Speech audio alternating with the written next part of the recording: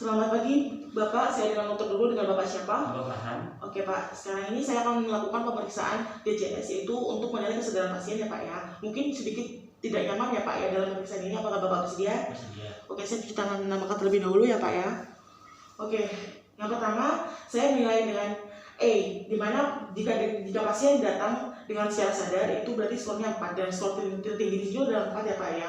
Tapi kalau yang skor yang ketiga itu Bapak bisa merespon tapi harus dipanggil terlebih dahulu. Kalau yang kedua saya harus menekan beberapa di supraorbital pada kuku jari pasien ya Pak ya. Dan kalau misalkan tidak merespon apa-apa itu adalah skornya 1.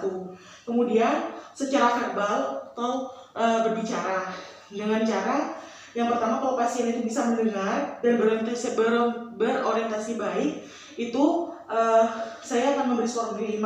Jika pasien dapat mengucapkan beberapa kalimat, namun ada disorientasi waktu dan tempat, maka itu saya akan memberi skornya adalah 4. Dan yang skor ketiga, itu adalah pasien itu masih bisa berbicara namun tidak tepat pada kalimatnya ya Pak ya.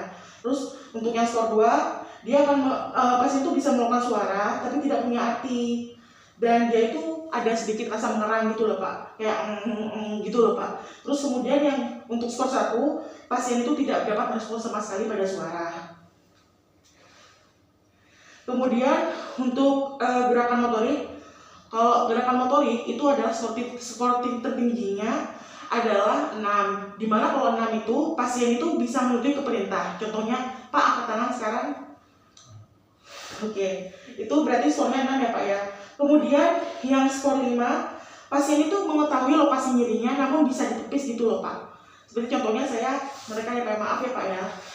Nah itu pasien sampai melewati dagu. Kemudian yang keempat, pasien itu reaksinya itu menghindar dengan cara pasien itu menolak rangsangan pada anggota gerak.